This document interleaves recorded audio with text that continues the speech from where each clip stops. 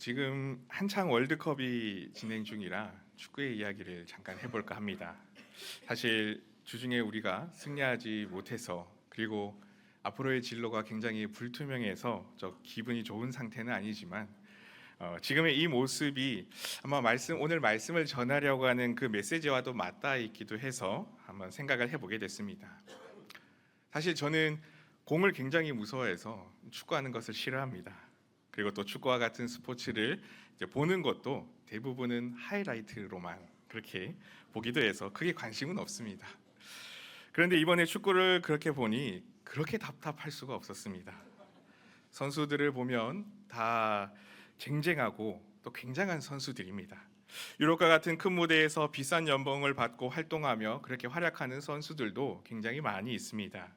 그렇게 개개인으로는 본인의 프로팀에서도 큰 활약을 펼치며 인상적인 경기를 하는 그런 선수들이었는데 왜 우리 대표팀에 와서는 이렇게 맥없는 경기를 하고 있을까 하는 그 의심이 들 정도로 지난 축구 경기는 많은 국민들에게도 실망을 주는 그런 경기였습니다.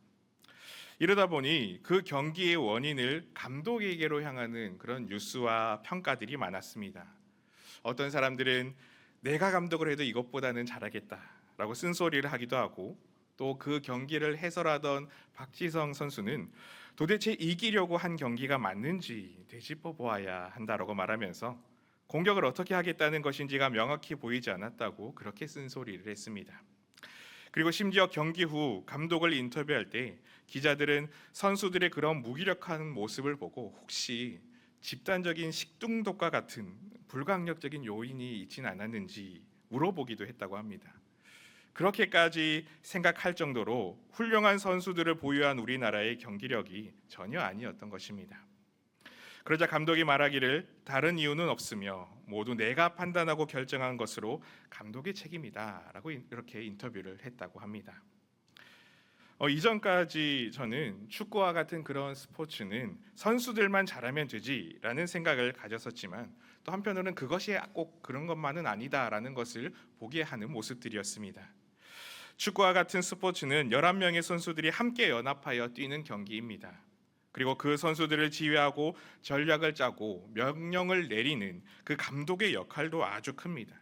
경기장 밖에서 경기 전체를 세세하게 살피면서 상황에 맞는 명령을 제때 내리고 또 분위기를 바꾸는 전략과 전술을 적재적소에 사용함으로 인해서 승리에 큰 기여를 하는 것이 바로 감독의 역할입니다. 즉 뛰어난 선수들이 몇 명이 있다고 이기는 경기가 되는 것이 아니라 팀 전체가 같은 방향으로 움직이지 못하면 제 실력을 발휘할 수 없는 것입니다. 결국 중요한 것은 선수들의 손과 발도 있지만 팀의 방향을 결정하는 머리인 것입니다. 이것은 우리도 마찬가지입니다. 우리에게도 손과 발 그리고 다양한 신체 기관들이 있습니다. 그런데 그 모든 기관에게 명령을 내리는 곳이 과연 어디입니까? 바로 머리입니다. 아무리 손과 발이 튼튼하고 또 움직일 준비가 잘 되어 있다 하더라도 그 지체들에게 명령을 제대로 내리지 못하면 엉뚱하게 움직이게 됩니다. 그리고 그렇게 되면 본래 기능해야 할 손과 발로서의 그 역할을 제대로 감당하지 못하고 맙니다. 이렇게 우리의 머리는 생각하고 판단하며 몸 구석구석과 전체의 명령을 내리는 곳입니다. 그리고 그렇게 머리로부터 시작되는 생각과 판단은 결국 우리 삶의 전체의 방향과 움직임을 결정하는 그런 시작점이 됩니다. 그렇기에 그만큼 머리는 아주 중요한 신체 기관인데 그런 머리에 부상을 입는다는 것은, 특히나 이 생각의 부상을 입는다는 것은 우리 삶 전체를 제대로 움직이지 못하게 하는 아주 치명적인 상처가 됩니다. 이것은 바울 당시 전쟁을 치르는 그 로마 군인들의 모습도 마찬가지였습니다. 전투를 수행할 때에 손과 발이 다치는 것도 물론 큰 부상이고 또 위험할 수 있지만 그 부상은 치료하고 잘 회복되면 전쟁에 다시 복귀할 수가 있었습니다.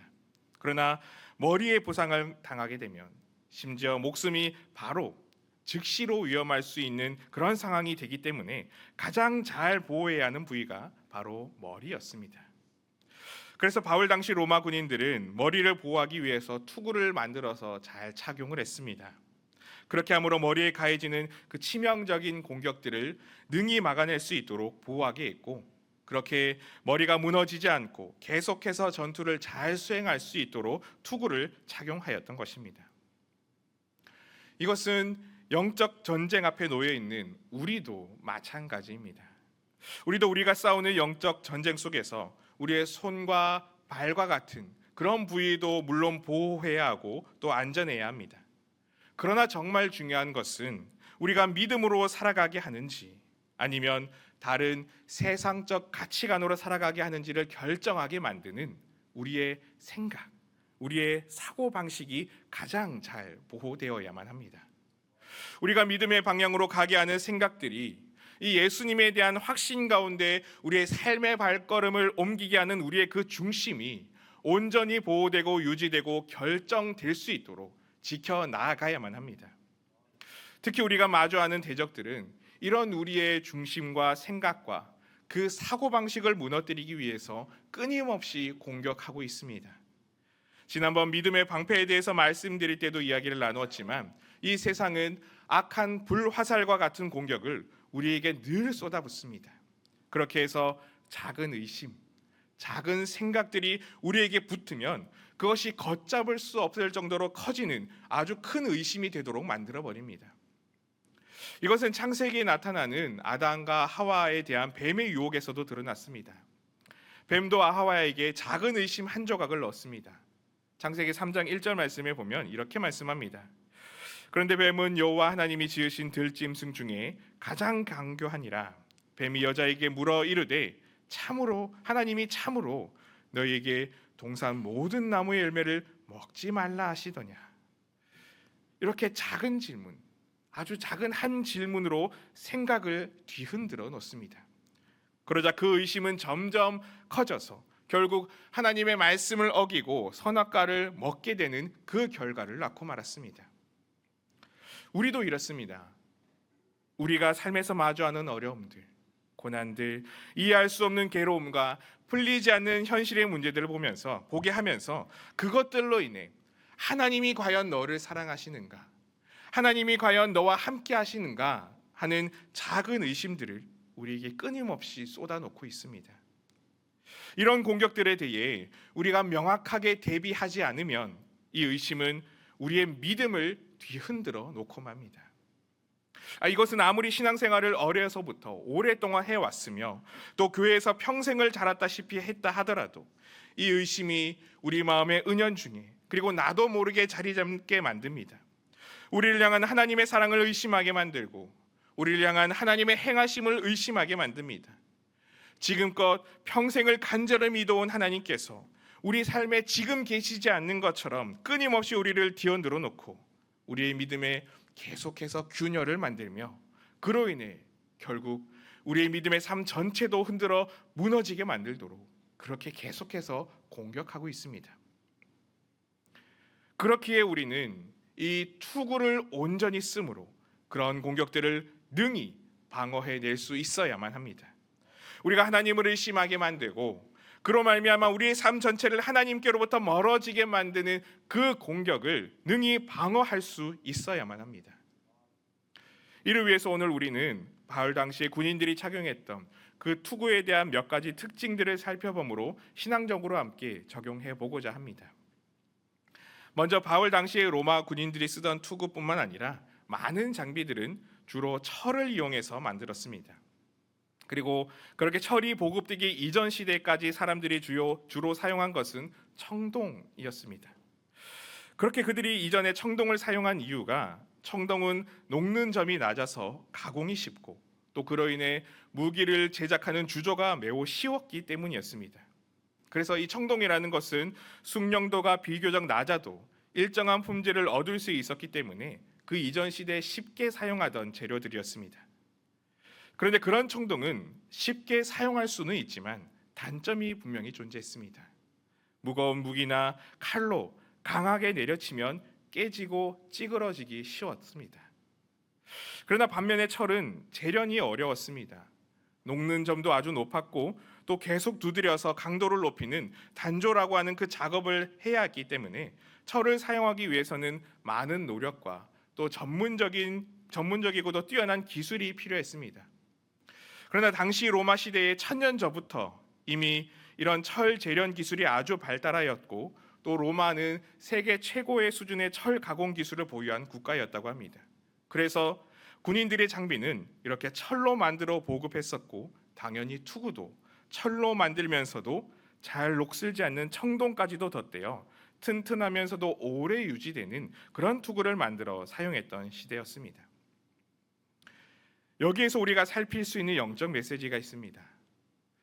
우리가 마주하는 영적 전쟁에서 우리의 생각과 우리의 사고방식을 지키고 보호하는 이 투구도 세상의 그 힘과 압력에 의해 무기력하게 찌그러지고 깨지며 상하는 그런 투구가 절대 아니라는 사실입니다. 이것은 세상의 힘에 굴복당하는 것도 아닙니다. 우리가 쓰는 이 투구는 세상 그 어떤 힘보다 강하며 세상의 그 어떤 무기로부터도 능히 지켜줄 수 있는 튼튼한 투구입니다. 그리고 그것이 세상의 것으로도 된 것이 아닙니다. 오늘 말씀에서 어떤 것으로 된 투구라고 바울은 말하였습니까?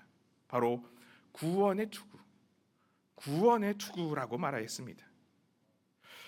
여기에서 구원이 무엇입니까? 구원은 하나님께서 우리를 사랑하셔서 우리 인생에 행하신 놀라운 건지심입니다. 우리의 과거와 현재와 미래를 관통하는 실제적인 하나님의 보호하심과 붙드심이 바로 구원하심입니다.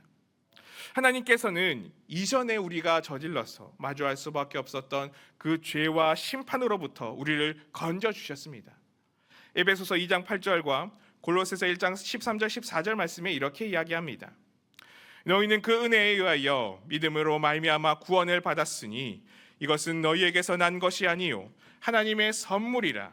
그가 우리를 흑암의 권세에서 건져내사 그의 사랑의 아들의 나라로 옮기셨으니 그의 아들 안에서 우리가 속량 곧 죄 사함을 얻었도다. 그리고 그 구원은 오늘의 삶도 하나님께서 붙들어 주시고 건져 주신다고 말씀하십니다.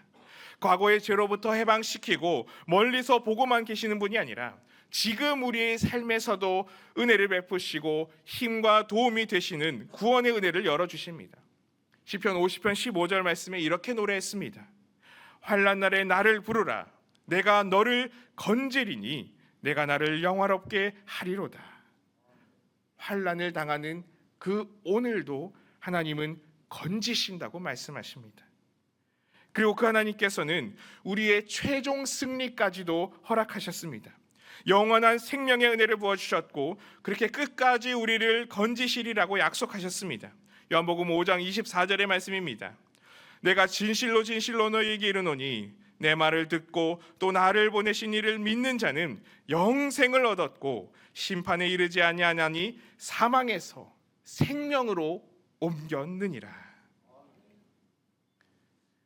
오직 이 구원의 확신이 가득할 때 이전에 나를 건지시고 지금도 나를 건지시며 앞으로도 나의 생명을 영원한 생명으로 옮기신다는 이 구원의 확신이 가득할 때 우리는 우리를 흔들려고 하는 하나님의 행하심과 사랑에 대해 의심케 하는 속삭임들로부터도 온전히 설 수가 있습니다.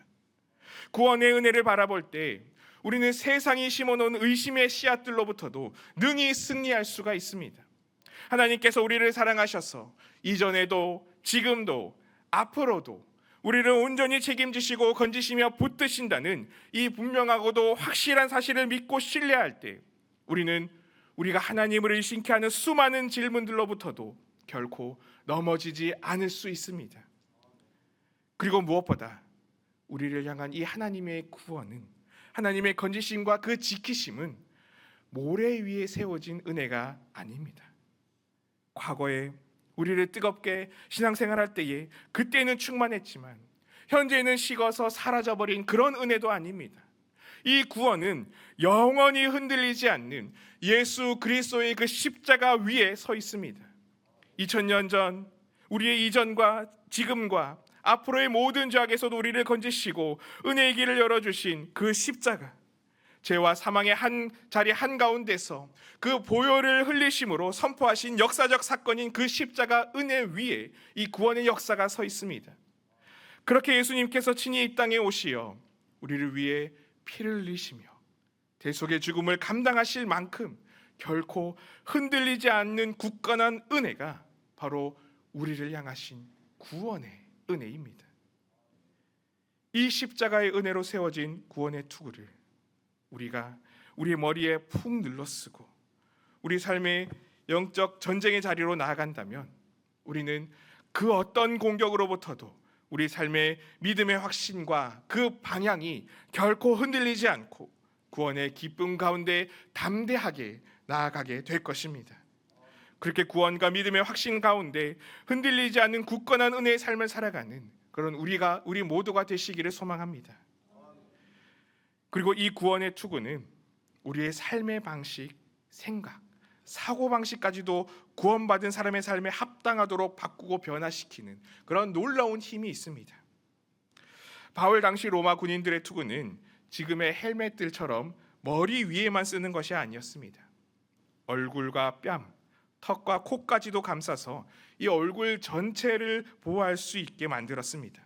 그리고 입과 눈 주변은 절묘하게 파져 있어서 이 얼굴을 보호하면서도 소리쳐 명령을 내리거나 숨을 쉬는데 방해가 되지 않도록 고안되었었습니다. 이렇게 함으로 얼굴을 전체적으로 보호하면서도 이 눈과 입과 귀가 제 역할을 잘 감당할 수 있도록 만들어졌었습니다. 우리에게도 이것이 중요합니다. 우리가 구원의 투구를 쓴다는 것은 우리의 사고방식과 삶의 방향이 하나님께서 은혜로 허락하신 구원의 방향과 일치함과 동시에 우리의 눈과 귀와 입을 세상으로부터 보호하고 복음에 합당하도록 변화시키는 그 전환이 함께 일어나는 것입니다. 즉 하나님의 구원하심의 은혜 아래에서 우리의 눈과 귀와 입이 구원받은 사람다운 역할과 쓰임을 감당할 수 있어야 합니다. 먼저 우리 얼굴에 있는 눈과 귀는 주로 무엇인가를 받아들이는 그런 입력의 통로들입니다. 보는 것이 우리의 머리와 생각에 입력됩니다. 듣는 것도 마찬가지로 우리 마음에 입력됩니다. 그리고 이렇게 보고 듣는 것들은 우리의 생각에 영향을 주기에 삶의 방향을 결정하는 데 큰 역할을 하는 외부적인 요소들입니다. 그런데 이것을 무분별하게 받아들이게 되면 문제가 생깁니다. 무엇이 선한 것인지, 무엇이 옳은 것인지, 무엇이 하나님의 뜻과 마음에 합당한 것인지를 분별하지 못하고 그렇게 보고 듣는 그 모든 것들을 우리의 머리에 무분별하게 입력하고 받아들이게 되면 우리는 하나님의 방법이 아닌 세상의 악한 방식들과 하나님이 보시기에 옳지 못한 모습까지도 우리의 생각과 우리의 사고방식에 영향을 끼치도록 허용하는 것이 되어버리고 맙니다. 그렇게 되면 처음에 말씀드린 것처럼 우리 머리는 삶의 방향을 결정하는 생각이 시작되는 것인데 그렇게 세상적인 것들만 보고 듣고 우리에게 입력이 되면 우리는 그런 방식으로만 세상적 사고와 세상적 방향으로만 삶이 나아갈 수밖에 없게 됩니다. 그런데 구원의 투구를 쓰고 이 땅에 살아가는 사람은 구원이라고 하는 하나님께서 은혜로 허락하신 그 복음이라고 하는 그 필터가 우리의 머리에, 우리의 눈과 귀와 입에 씌워져 있는 사람입니다. 눈과 귀를 통해 이 땅의 수많은 것들을 보고 들으면서도 그것을 하나님의 구원과 복음이라고 하는 그 필터로 걸러내서 보고 들을 수 있는 사람입니다. 때로는 힘들고 연약할 수 있는 상황이 우리 삶에 보여지고 또 들려지고 또 좌절과 실망에 빠지는 그런 일이 아니라 하나님의 역사하심을 기대하는 마음으로 품게 되어집니다. 그 눈앞에 절망적인 상황에 매몰되어 왜 이런 일이 내게 일어났느냐고 한탄하는 것이 아니라 하나님의 은혜를 바라보며 세미한 하나님의 음성에 귀를 기울이는 그런 사람이 됩니다. 그래서 우리 삶에 보여지고 들려지는 모든 것에는 하나님의 역사하심이 있으며 하나님의 도우심의 손이 있고 하나님께서 친히 이끌어 가시는 하나님의 선한 계획 가운데 이루어지는 일들이라는 것을 이 구원과 복음의 필터를 거쳐서 해석하고 바라볼 수 있는 그런 사람이 되는 것입니다. 그리고 그렇게 구원의 투구를 쓰고 세상의 수많은 것들을 영적인 필터를 거쳐서 은혜의 눈으로 바라보고 복음의 음성으로 구분하여 듣는 사람은 이제 이 입으로도 구원과 복음의 필터링을 거쳐 그 안에 있는 것들이 드러나고 표현되는 일이 일어나게 됩니다. 세상과 같은 원망이 입에서 터져 나오는 것이 아니라 하나님께서 주시는 은혜의 말과 소망의 말, 위로와 회복의 말들이 그 입에서 나오게 되며 그렇게 복음과 구원에 합당한 반응이 일어나게 됩니다. 상처와 비난의 말을 들을 때에도 우리가 그들과 똑같이 반응하는 것이 아니라 우리는 예수님의 십자가를 통해 구원받고 용서받은 사람답게 긍휼과 사랑으로 반응하게 되며 그렇게 우리의 말과 행동 전체가 복음과 구원이라고 하는 필터를 거쳐서 은혜의 방향으로, 사랑과 기쁨의 방향으로 변화되게 됩니다. 그렇게 우리는 구원의 투구를 제대로 써야 이 은혜 받은 믿음의 군사답게 이 땅에서 악한 대적들을 능히 대적하여 설 수 있는 것입니다.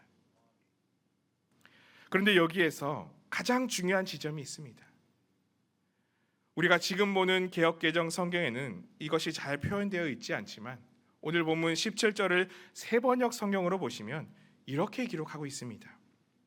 그리고 구원의 투구를 받고 성령의 공급 곧 하나님의 말씀을 받으십시오. 구원의 투구를 받고 받으십시오. 구원의 투구를 받고라고 말씀하십니다. 내가 쓰는 것이 아닙니다. 구원은 우리가 스스로 만들어낼 수 있는 것이 아니라 하나님께서 그저 우리에게 은혜로 주시는 선물입니다.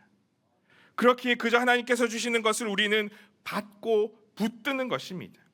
하나님께서 씌워주시는 그 투구를 전적으로 의지하며 우리는 매 순간마다 그것을 받아서 매 순간 써 나아가야 합니다. 눈이 나쁘신 분들은 아침에 일어나서 하루를 시작할 때 제일 먼저 하는 것이 안경을 쓰는 것입니다. 저도 10여 년 전에 시력 교정 수술을 해서 지금은 안경을 쓰지 않지만 어릴 때부터 시력이 좋지 않아서 아주 오랫동안 안경을 아침마다 써왔었습니다. 그렇게 안경을 써야만 세상을 선명하게 볼 수 있었습니다. 그런데 어제 안경을 썼다고 해서 오늘 안 써도 되는 것이 아닙니다. 어제 썼던 안경이 오늘 내 눈을 결코 대신해 주지 못합니다. 매일 아침마다 다시 그 안경을 써야만 합니다. 그렇게 해야 매일 오늘도 세상을 아주 바르고 선명하게 볼 수가 있습니다. 우리의 신앙도 이렇습니다. 어제 받은 은혜가 오늘의 영적 전쟁을 대신 싸워주지 않습니다. 지난주 예배의 감동이 이번 주에 찾아오는 영적 유혹을 자동으로 막아주지도 않습니다. 10여 년 전의 뜨거운 신앙이 오늘의 우리에게 다가오는 의심을 막아주는 것도 아닙니다. 그렇기에 우리는 구원의 투구를 받았으되 날마다 매 순간마다 하나님께서 씌워주시는 구원의 은혜를 다시 늘 받았어야만 합니다. 오늘도 하나님께서 나를 사랑하신다는 그 확신을 쓰고 오늘도 하나님께서 나를 붙드신다는 믿음을 쓰고 오늘도 하나님께서 나를 결코 버리지 않으신다는 그 약속을 머리에 쓰고 오늘도 예수님의 십자가 그 사랑을 내 머리에 푹 눌러 쓰고 살아가야만 합니다. 그러할 때에 우리가 마주하는 영적 전쟁 속에서도 그리고 우리 삶에 마주하는 어려움과 괴로움의 현실 앞에서도 우리를 구원하시고 우리를 건지시며 은혜와 평강을 베풀어 주시는 하나님의 역사가 그 삶에 오늘도 충만히 일어나게 될 줄로 믿습니다. 그 삶에 하나님께서는 오늘도 구원의 은혜를 그렇게 베풀어 주실 줄로 믿습니다. 그런 은혜가 충만한 삶을 살아가는 매 순간마다 구원의 투구를 늘 받았어서 그렇게 그런 은혜가 충만한 삶을 살아가는 우리의 삶이 되시기를 간절히 소망하고 축복합니다.